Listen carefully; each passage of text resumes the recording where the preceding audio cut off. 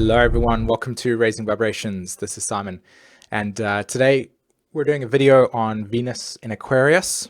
In fact, we're doing the video on the transit of the current astrological transit of Venus moving into Aquarius. Okay, so this is quite a significant transit, to be honest, because I feel that it's initiating the change that is going to be occurring for us within the next 2 months. Of course, the moon, pardon me, not the moon, but the sun is going to be eventually going into Pisces at some point very shortly. We're heading into the end of the eclipse season. We're also heading into the shifting totally of Mars moving out of Scorpio, and of course the cardinal sign energy in itself has basically come to its end, and we're about to make a huge leap, a huge change. And so Venus's movement into Aquarius is creating that necessary energy that creates a breaking down, a need for objectivity, so essential shocks that will lead us into new perspectives. Okay, so I love the picture that you can that I've used over here. Now, of course, I've written Venus and Aquarius there, but can you see there's this mountain range, and at the top of it is the fire. And I've mentioned before that the Aquarius archetype has a direct association with the Promethean archetype of when we are creating experiences in our lives, the accelerated experience of Aquarius liberates us from whatever it was that we were doing, and then it allows us to see with objective lenses, and then from that objectivity we can develop new ways of doing things that are more improved. And so that's why Aquarius also falls under the nature of science, because it's that observation and then correlation, and then of course evolutionary astrology in itself directly relating to observation, correlation, to natural science. So it's that fire at the top of the mountain. When we reach the top there, we grab that energy, and it's the apex essentially, right? Before everything returns back to source. It's the height of the experience. So we're heading to the height of the experience regarding Venus and Aquarius. We're leaving into new territory, and this is the chart that's happening at the moment. Now, what I want to do is I want to bring attention just to the Venus transit at this stage. Okay, so Venus will probably be moving through Aquarius for probably about a month, and it will obviously cross over Pallas Athene. Venus currently at this moment in time is not making any aspects to anything at this stage. Yet what's really significant about this chart today, at least, even though it's not chart of the day, is that we've got this interesting dynamic of Mars and Juno, or the astro Juno, but particularly Mars, making a trine all the way to the south node, which is in Pisces over there, the south node of the moon. And we've also got the moon at the moment at 21 degrees Cancer, making a connection to Mars. So we've got this water trine that's occurring. So what's happening in the context of Venus moving into Aquarius right now for us is a necessary shock that is illuminating the experiences that we just had through Venus through Capricorn. Okay, so Venus in Capricorn symbolizes the need for us to restructure ourselves in accordance with new energy, and Aquarius is now showing us that after this transit, here's the insight, here's the accelerated perspectives. Okay, and that of course the nature of evolving through the emotional body would be the water trine that I've just reflected to you right now. Okay. Now, in the context of something that is having a change, Venus in Aquarius, you need to have something that reflects that instinctual change in a more specific and detailed level. So if you observe over here, you've got Mars again in Scorpio, you've got Uranus there in Aries, and they're making a quincunx, which I've spoken about before. And then you have Uranus again making a quincunx to Jupiter, that making an actual finger of God and the actual archetypal structure of a yod. For anybody that hasn't fully grasped what a yod is or a yod and the archetypes involved when trying to understand them, the natural archetypes are Aries, Virgo, and Scorpio.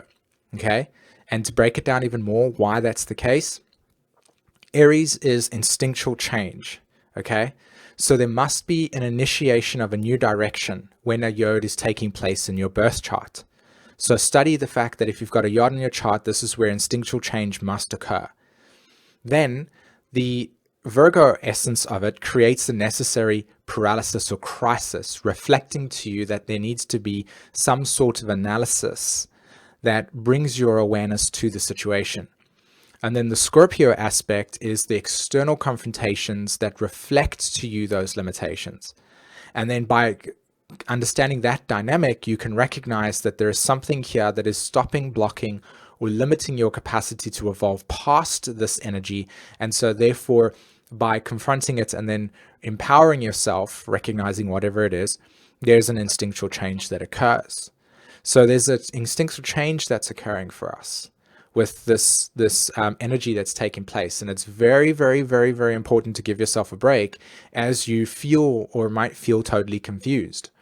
Okay, so what I want to do is I want to kind of describe a little bit more about how to bring this energy into your life and to be able to understand where this is happening. Now, if you're having a Venus transit any particular part of your astrological house system, that placement will be specifically where deconditioning will be taking place for yourself, okay? So Aquarius as an archetype correlates to deconditioning, right? To break free and then to reemerge, to experience that reemerging, and then to and then from that new emerged experience, you transcend it, right? So with Aquarius transiting somewhere in your house, pardon me, not Aquarius, but Venus transiting somewhere in your astrology house system, that will be that place, okay? So for instance, in the 5th house, again, your inner relationship to how you validate yourself will be deconditioning. And it will be in relationship to how you've thought about things in the past that will make you feel that those applications, those processes are not being, they can't support the new energy. I'm not saying it can't in the sense that, because this is where the Virgo people come in. It's not that the energy can't support it. It's just that there are, in some way, shape, or forms, more Promethean ways of approaching your validation. So if you look at the nature of your psychology and belief systems and observe if any of them are keeping you in a limiting factor, then that's where this can take place. This is when you confront that stuff and say, okay, am I really being this way to myself? Is there a core belief that I don't maybe believe that I deserve things, and so on and so forth? And by asking those questions, you naturally promote the inquiry, which will lead to some form of confrontation regarding that, okay? So the Venus transiting any of your house system, that will be that, all right? Now, again, because of the nature of Aquarius being the way that it is, okay, and Venus moving through the zodiac in the context of this astrological alignment, what is actually naturally occurring for us is that all of the structures, all of the ways that we have perceived our reality to be is now being broken up into pieces for us to explore even deeper. All right. And that can be anything, that can be anything. Now, what's interesting about this is that as Venus moves into Aquarius, at some point, it will start to create the necessary shocks relative to Mars in Scorpio. So it's actually going to facilitate the shocks for Mars in Scorpio transits to then complete the entire cycle. So this is a big deal. And I'm going to try my very best to kind of anchor this into our consciousness and what it means for us, okay? So that you can pay attention to it in your own life to observe where these outdated belief systems, psychological patternings, etc., are keeping you back or not allowing you to experience the full spectrum that you are, and so on. So I would say that Mars in Scorpio has been transiting through the sign, bringing up to us any of the information or stuff or energy patterns that have not been completely and utterly letting go of, okay? Right? Relative to the last 3.5 years. So there's this deep layer within the psyche that is now coming to the surface. It's like the deepest, in my opinion. And because of that being the case, the most like the liberation that's going to come out of this is going to be pretty intense. So as Venus transits through Aquarius this month, and of course it naturally will be in synchronicity with Mars leaving Scorpio and Mars also going into retrograde function, this will highlight the importance around the Mars transit in Scorpio. In other words, that it's ending its cycle of Scorpio. It's finishing up this old pattern that has been with us for such a period of time, as you can see in the picture. That's why I chose it. It's like it's fracturing the pattern and structure in which we were existing in, and we're going to reform a new structure for us to experience ourselves with. So if you observe this imagery over here, you'll actually notice that there's no formation, and then there's formation and formation, and then all of a sudden there's this beautiful structure that takes place, and everything links up and we see pure light, and then it fractures itself, and then you don't see any light whatsoever, and then eventually everything starts to have that cycle. So it's like that evolution cycle, and we're in that re-merging process at this stage. We're just about to experience those heightened senses of illumination, right? And that's where we are in the cycle. So we're like literally half a mile away from the finish line for a total reconstruction of our psychological and psychic and spiritual states. So this is huge. This is a big, big deal. And really, really, there's a lot of excitement or anxiety, depending on which way you're going to feel into that experience. Both of them are reflecting to us that there's a new journey that's coming up. But for us to recognize that we don't know what it's like, so we just got to kind of keep on going forward and trying things out, etc. So that energy pattern with Mars leaving Scorpio, again, because Scorpio and Aquarius naturally square each other in the zodiac, it's that detachment and liberation process from something that has been osmosed. So osmosis is Scorpio, the total merging, right? Aquarius then says, okay, you've merged with it, you understand the natural process, now we need to break free so we can create new cycles. So that's where we are. We're just about to finish this cycle. Aquarius and Venus are now playing together, saying, okay, we're done, we're breaking it free now, we're giving all the insights, and then we're off. This new direction is emerging for us. Okay, so that's a really, really good space for us to be in regards to that. And I think that Venus will, let's see, if it moves through Aquarius at this stage, it will naturally make a quincunx at some point to Jupiter, and it will also make a quincunx to the North Node. All right, I suspect that this will probably be in about 2.5 weeks or so. Now, or 2 weeks. Now, the natural quincunx that will take place between Aquarius and Virgo, this is where we experience the shock.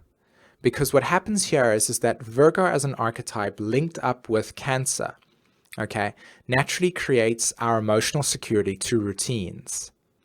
Now, so that's the relationship we have to our routines and the security based on the consistency.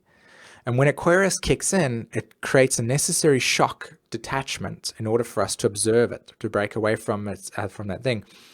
And we experience that difference between something that has made us feel secure and routinely to something that is now jumbled up and out of sync. So it's just our relationship to a pattern that is actually causing us to experience that shock. Right now, that's on a more sort of like readjustment level. So at some point that necessary quincunx will come in, and that is when I feel that Mars will probably end in Scorpio. It will then go into Sagittarius. It will then start simulating the natural ruler of Sagittarius is Jupiter, which means that Mars's ruler will then be, of course, Jupiter, and that will be quincunxing Venus at some point, creating that necessary readjustment for us to then become in alignment with the mutable cross that's going to be taking place from now on, which is expansion, right? The mutable cross is to expand. So some really, really fascinating stuff that's coming up for us at this stage. And so I hope that in this video, I've managed to capture your imagination regarding the nature of the energy at this stage. And of course, how Venus's transit through the next month is going to be bringing us the breaking free and the reemergence of new directions. Awesome, guys. Thanks so much for allowing me to share this with you. I just want to let you know a couple of things that's going down at this stage. There's an asteroids classes that I teach every single Saturday. If you're interested in that, it's on my website. Also astrological transits There's also like a 6 or 7 weeks classes as well. And yeah, that's about it. Other than that, guys, have a fantastic week. Take care. Bye-bye.